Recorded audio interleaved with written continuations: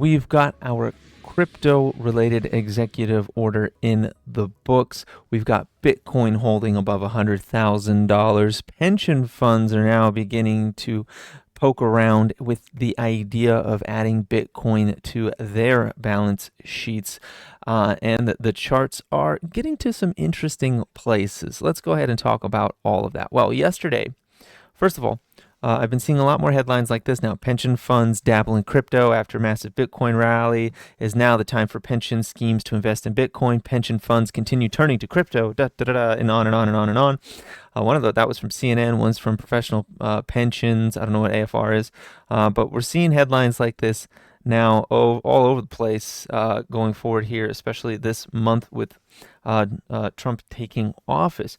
And these are all very, very positive for Bitcoin. That is game theory playing out. And as we see these as retail, we get to front run them because they take a lot of time to make a decision related to adding these assets to their balance sheet. So, well, they're deciding, by the time they decide, Bitcoin could be trading at $150,000, $200,000, and then they'll be buying the top. So that's kind of interesting there, and something to keep in mind. So right now, Bitcoin is driving higher. You can see that we're following this trend line right here, and we're just climbing higher and higher and higher. We're holding above that double bottom. As long as we hold above that double bottom, we can easily find ourselves retaking the previous all-time high, getting up into the second fib level here. We've got just a couple more days left of January. We need to get above this fib level at 110,000 and what? 110, yeah, just $110,000. We got to get above that. Once we're above that, then we are opened up to much higher numbers. Okay, so that's got to happen. It's got to happen soon. And yesterday we had our executive order. Okay, that came out, and you saw we got a doji. Let me turn this on. We got a doji candle out of that executive order. There was a reason for that. The reason for that was the language in the executive order. It didn't say Bitcoin. It just said a crypto reserve. Now, we've got both bears and bulls on that, dissecting that specific language.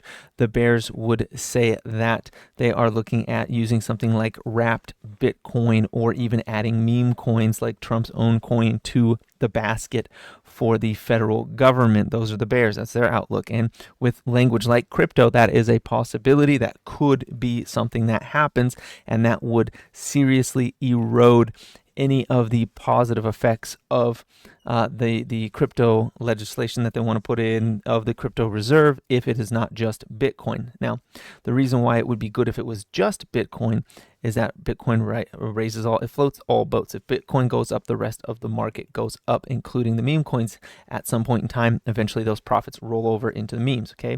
So the bulls are still sticking to the idea that any crypto reserve is positive, and if it includes other ones, a lot of them are bag holders of different cryptos, right? A lot of the bulls saying like, oh, they're going to put XRP in there, they're going to put ADA in there, they're going to put Sol in there, and all of our bags are going to go to the moon.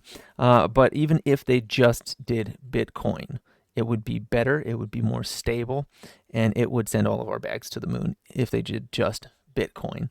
So the fact that the language, personally, I'm in the camp of not liking that the language did not specify Bitcoin, and you can see that reflected in the entire market. Okay, so that language not saying specifically this is going to be a Bitcoin reserve and versus a crypto reserve, that was a seriously missed opportunity.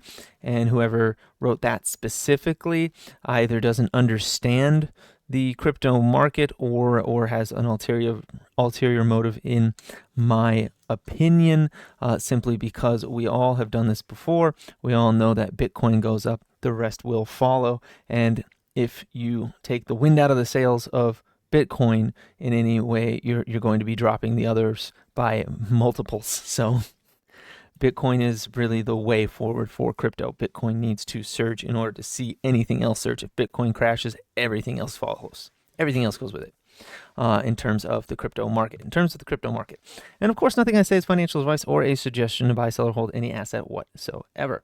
But today we are getting a little bit of a move up here. So one thing that I find really frustrating and irritating is that MicroStrategy is down by 1.3%, while Bitcoin is up 1.5%. Get it together, MicroStrategy. Michael Saylor just made a big buy, over $1 billion of Bitcoin just a few days ago.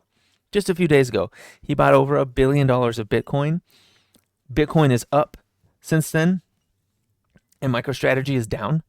Come on, that's garbage. That's nonsense.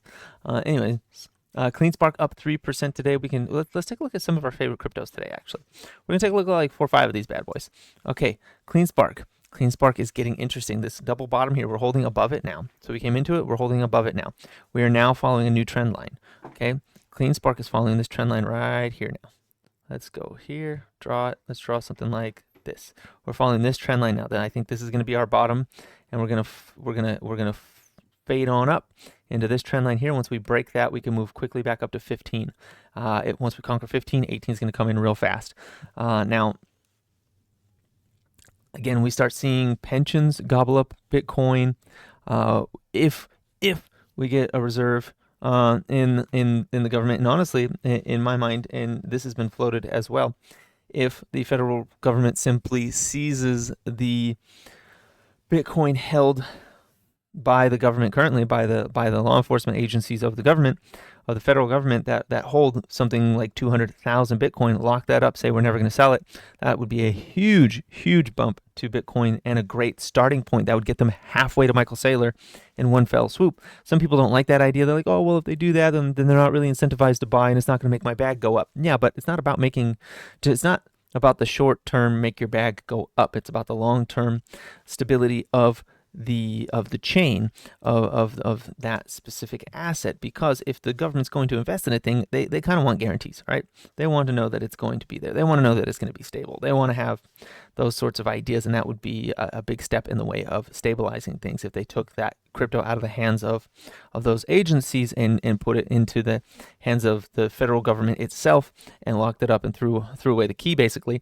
Then that would add to that stability, because and anyone in this space knows, anytime Bitcoin from any of those wallets moves, Bitcoin dumps out of fear of a big sale coming through. Okay, so that would be great. And then if they could buy on top of that, like they get a head start halfway to Michael Saylor, and they start buying from there on out, oh boy, you better believe Bitcoin's gonna skyrocket from there. And we see some stuff like that. We're going to see MicroStrategy. We're going to see CleanSpark and other miners just that are hodling really take off. But I do think that we may have reached the bottom on CleanSpark here about 950, and I think we're going to follow this line up until it breaks. Once this line breaks, we come right back down to $10. Okay, so that's what I'm looking at. This line here breaks to the down. This descending trend line that breaks, we go right up to 15. That's kind of where CleanSpark is right now. It's kind of just hovering in that area right now. Warrants are just coiling. Warrants, look at this. They're just coiling, waiting for something to happen. They're just waiting for something to happen. It needs to get back up above this ascending trend line. Once it does that, we've got room all the way back up to $1. Once we're above $1, I think things get real interesting on CleanSpark warrants. But right now, it's just coiling, just waiting for its opportunity. Bit Digital up today with Ethereum. Ethereum made a nice move today, and that caused Bit Digital to go up. All right, let's see here. Bit Digital, again, also has an ascending trend line that is forming and a flat top triangle, which is very bullish, actually. So let me go ahead and draw that real quick. Let me get a ray, and we're going to go right here. This one to here, and then let me do this one to about right there. Okay, we got a flat top triangle there. Once this breaks out, and these are often bullish, once this breaks out from here, we're going to go right back up into this channel, which is going to take us into the 450s, maybe even the $5 range again. As soon as that is done, let me go ahead and get this channel a little bit longer here. Let's get it a little bit further out. I really wish my screen would stop doing that. I wonder if that's coming through in the recording. Yeah, that would come right up into like the 5, and depending on how long it takes, this thing could go. I mean, it could take as long as February 4th, I guess. 460, 470 would be the bottom of that ascending channel there. Once it gets out of this flat top triangle there, we're gonna skip Bitfarms for now. It's been kind of just dismal and continues to be. Mara's trading over $20. Okay, Mara is trading over $20. This is an area where I am beginning to accumulate Mara again. Okay, I'm accumulating Mara for a move up to 30.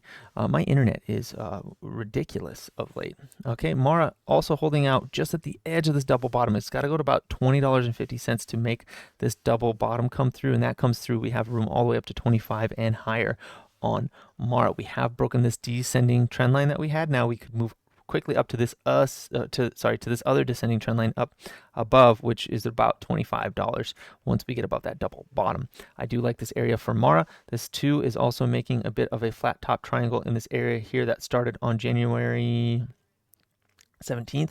So we were doing a similar sort of formation like that. That could shoot us up to 22, and then which would trigger the double bottom, which could shoot us up to about 25. We get above 25, then we're going back to 30. Okay, we're getting back inside of this ascending channel here on Mara. There's a really big one, and that would be really nice to see Mara go to the top of that thing. Finally, it hasn't revisited the top of this channel since February of last year. So it'd be a year ago. That's the last time it visited to the top of this channel, which is now at about $33, $34. Okay, so I'm looking for that. I am slowly getting back into Mara. I'm buying like a call every couple of days for Mara going later into 2025.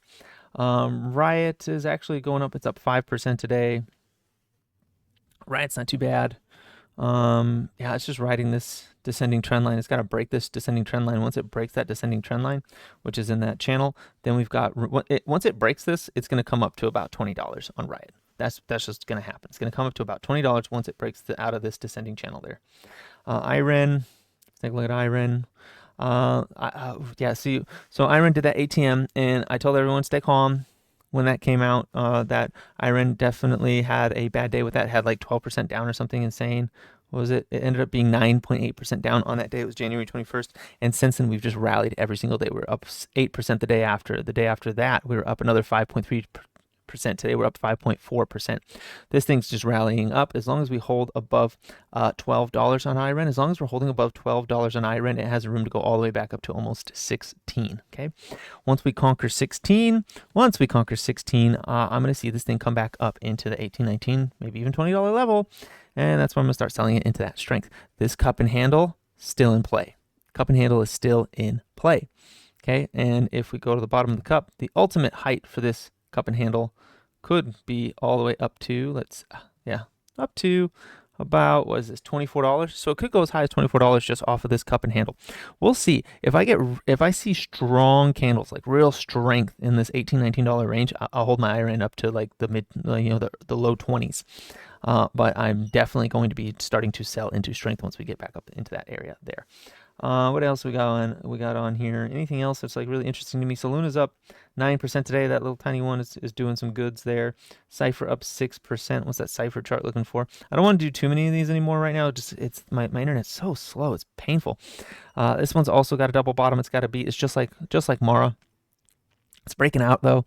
So if it can hold where it currently is, Cypher has room back up to this descending trend line above at $7 there, and if that's really what we're looking at, and it's looking bullish as long as Bitcoin stays bullish.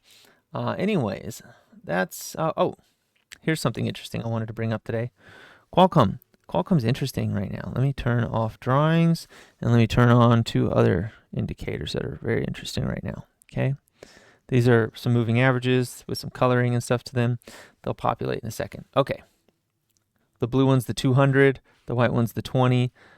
This red and green switching thing here, that is a mixture of the 100 and the 10 moving averages. And this thing just broke out, right? It hit the 200-day moving average and just took off. It's taking a little bit of a break right here, but it's breaking out of this distribution pattern right here. This thing's been in a distribution pattern since August 2nd. It is barely breaking out of that pattern now. Now it's got room basically coming down to like maybe 165, 167. It could come as low as 165 before this is invalidated. If it comes back down underneath the 200-day moving average at 165.40, then that's invalidated. But if it can hold where it currently is and just drive just a little bit higher, and honestly just hold this trend line right here, I'll draw it. And then all the drawings are going to come back, but you'll see it here. If it can hold this trend line right here, which I see is a big drop. So it's got to hold above 165 up until it can meet this trend line on February 24th. So like this is a longer term thing. These are my targets, by the way, right now for the short term.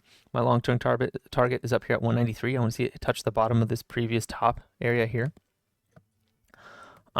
But it is flipping green. It's above the 200-day moving average. It's giving us some big moves, not some about average volume. So the volume is not super impressive. I'd like to see a big volume spike like down here. That would have been good. But I do like this setup currently on Qualcomm. Qualcomm is quite interesting. So Qualcomm also is, let me turn off my drawings again. Qualcomm also is currently a perfect example of a Wyckoff pattern. Let me go to a 1 week pattern chart on this for you real quick. Qualcomm. Okay. So basically what we're seeing here is back here, this was the last time it was in accumulation. It was back in 2022. Then it had that strong impulse, right? So we had the distribution, accumulation, impulse, distribution came in summer of 2024. Then we had the sell-off in late summer 2024, and now we've been in accumulation since then, and now we're finally back to the point where we start to get the impulse move, which should take us back up close to the top of the range before we get the distribution and the fall back down for Qualcomm. So Qualcomm's something to keep on the radar. And of course, nothing I say is financial advice or a suggestion of buy, sell, or hold any asset whatsoever. But I think Qualcomm looks very interesting right now. I like this formation. I like what it's doing. And it's just one to keep on the radar. Anyways, that's all I've got for you today. Please like, comment, subscribe, share this video. Check out the Trade Cave store, link in the description, as well as the channel bio, and have a profitable day.